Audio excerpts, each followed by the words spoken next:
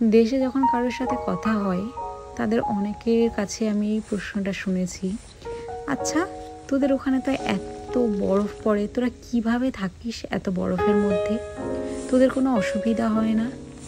তো এরকম হয়তো অনেকের মনে অনেক রকমের কোয়েশ্চেন থাকে। অনেকে হয়তো বরফে ঘুরতে যায়, তবে সেই ঘুরতে যাওয়া এবং এত বরফের মাঝে থাকা দুটো কিন্তু আকাশ আর পাতাল তফাৎ। আপনি যখন বরফের মধ্যে থাকবেন তখন কিন্তু আপনার এই বরফটাকে আর ভালো লাগবে না। হ্যাঁ, আপনার এইটুকু ভালো লাগতে পারে, চোখের দেখায় আপনি দেখছেন সব জায়গাটা অনেক সুন্দর লাগছে, এইটুকুই। তবে তার চেয়ে বেশি হয়তো আপনার ভালোই লাগবে না আর, কারণ এই বরফ পড়লে আমাদের হাজার রকমের সমস্যা এসে হাজির হয়। কি কি সমস্যা? এই যেমন ধরুন, আপনার খুব এমার্জেন্সি, আপনি গাড়িটা নিয়ে বের হবেন, সেই সময় যদি দেখেন গাড়ির মাথার ওপর একদম পাহাড় সমান বরফ পড়ে রয়েছে, গাড়ির সামনের কাঁচটা একদম পুরো বরফে ঢাকা, পেছনটা বরফে ঢাকা, তো স্বাভাবিক আপনি কিভাবে সেই গাড়িটা নিয়ে বেরোবেন? ওই দেখুন আমাদের সামনের গাড়িটার অবস্থাটা দেখুন।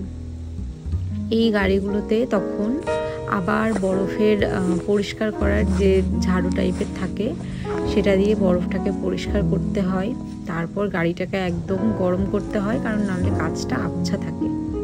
তো এই হয় এক সমস্যা। তখন আমাদের কি করতে হয়, কোথাও যাওয়ার আগে আধা ঘন্টা মানে রেডি হওয়ার আগে গাড়িটাতে এসে স্টার্ট দিয়ে যেতে হয়, যাতে গাড়ির ভেতরটা গরম হয় এবং কাঁচটা পরিষ্কার হয়, যাতে ঘোলাটে ভাবটা না থাকে।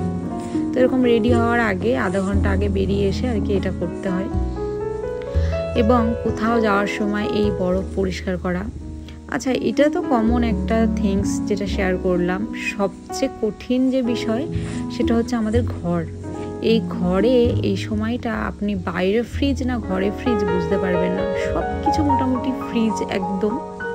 নর্মাল যে কলের জল হয় সেটাতে তো আপনি হাত দিতেই পারবেন না, ওটা বাদই দিন, ওটাতে আপনি হাত দিতেই পারবেন না। ধোয়া ছোঁয়ার বাইরে সমস্ত কাজ আমাদের গরম জলে করতে হয়। এবং এক্ষেত্রে জাপানের একটি সুবিধা হলো, প্রত্যেকটা খাওয়ার জলের কল বা বেসিনের জল বা স্নান করার জল সবেতেই দুটো করে কল থাকে, একটি গরম জলের এবং একটি ঠান্ডা জলের।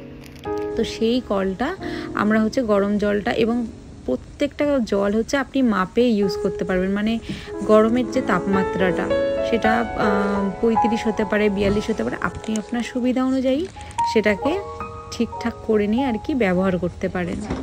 এছাড়া আমাদের 3-4টে প্রায় হচ্ছে ভেতরের স্কিন টাইট গরমের জামা পরতে হয়, তারপরে আমরা যে নর্মাল জামাটা পরি সেটা পরতে হয়। শুধু জামা নয়, প্যান্টও তাই। প্যান্টও এছাড়াও আপনি ধরুন ঘরে জল রেখেছেন, যেটা আপনি রাত্রে খাবেন উঠে, সেই জলটা আপনি তো খেতেই পারবেন না, এত কষ্ট হবে সেটা গিলতে, মানে ধারণার বাইরে। তো তারপরে এই রাস্তায় চলাচল, স্লিপ, এগুলো তো রয়েইছে, এগুলো তো কমন, এগুলো আর নাই বা বললাম। তো হাজার রকম সমস্যা আর সব কিছু নিয়েই আমাদের জীবন। তো যাই হোক, ভিডিওটা অনেক বড় হয়ে গেছে, আশা করছি সবাই দেখবেন, ভালো লাগলে একটা লাইক করবেন। আজকের মতো ভিডিওটা এখানে শেষ করছি, দেখা হবে পরের একটা ব্লগে। টাটা।